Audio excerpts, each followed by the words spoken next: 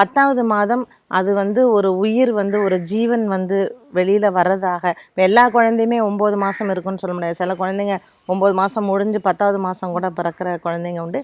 அதற்கு சூரியனை வந்து சொல்லியிருக்காங்க. இது வந்து 9 மாதம் நம்ம கணக்கில் எடுத்துக்கலாம், 10வது மாதம் கூட நம்ம விட்டுடலாம். ஸோ இந்த 9 மாதம் அப்படின்னு பார்த்தா சந்திரன் வந்து 2 இடத்துல வரும். ஒன்று 5வது மாதமும் அடுத்தது 9வது மாதமும் வந்து சந்திரன் வரும்.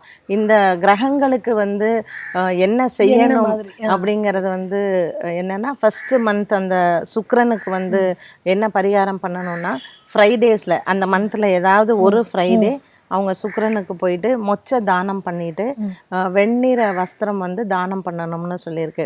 ஸோ ரொம்ப வசதி இருக்கிறவங்க பட்டுல தானம் பண்ணலாம், இல்லைன்னா இல்லைன்னா சாதாரணமாக கொடுக்கலாம். But it should be white. வெண்ணிற வஸ்திரம் தானம் பண்ணி மொச்சை தானம் பண்ணி சுக்கிரனுக்கு வந்து 6 நெய் விளக்கு ஏற்றி அந்த குழந்தை நல்லா வளரணும் அப்படின்னு சொல்லிட்டு அவங்க பிரார்த்தனை பண்ணிக்கலாம். 2வது மாதம்னு பார்த்தா செவ்வாய் சொன்னோம்.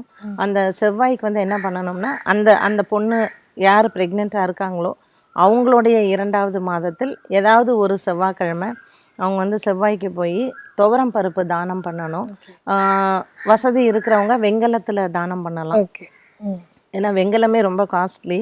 ஸோ வெங்கலத்தில் வந்து துவரம் பருப்பு போட்டு தானம் பண்ணி அந்த குழந்தை எதுவும் ஊனம் இல்லாமல் பிறக்கணும், இல்லை வியாதி இல்லாமல் பிறக்கணும் அப்படின்னு சொல்லிட்டு. ஏன்னா செவ்வாய் வந்து வியாதிக்கான கிரகம், அதனால் வியாதி இல்லாமல் பிறக்கணும் அப்படின்னு சொல்லிட்டு வேண்டின்னு அவங்க அது செவ்வாய்க்கு சிகப்பு கலரில் வஸ்திரம் தானம் பண்ணி அவங்க அர்ச்சனை பண்ணலாம். 3வது மாதம் நம்ம குரு சொன்னோம். ஸோ குருவுக்கு வந்து என்னென்னா வியாழக்கிழமையில் மஞ்சள் நிற வஸ்திரம் வந்து தானம் பண்ணி கொண்டக்கடலை தானம் பண்ணணும். இதில் ஒரு விஷயம் என்ன அப்படின்னு சொன்னால், நிறைய பேர் வந்து இந்த வியாழக்கிழமையில் கொண்டக்கடலையை வந்து ஊற வச்சு மாலையாக போட்டு போடுவாங்க.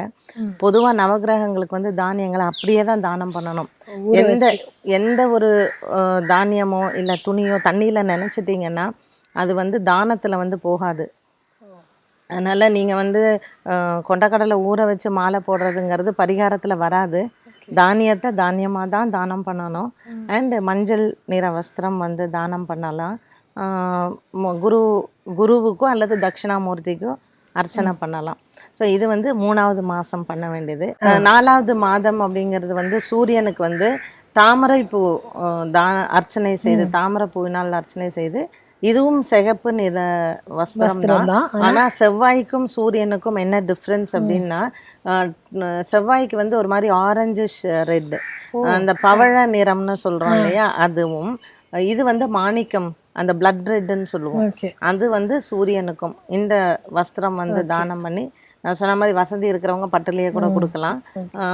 இது வந்து கோயிலில் வந்து தானம் பண்ணலாம், இல்லை முடியாதவங்களுக்கு கொடுக்கலாம். எப்படியோ தானம் எப்படி வேணாலும் செய்யலாம். சூரியனுக்கு போய் நீங்கள் ஒரே ஒரு விளக்கேற்றி அர்ச்சனை பண்ணால் போதும்.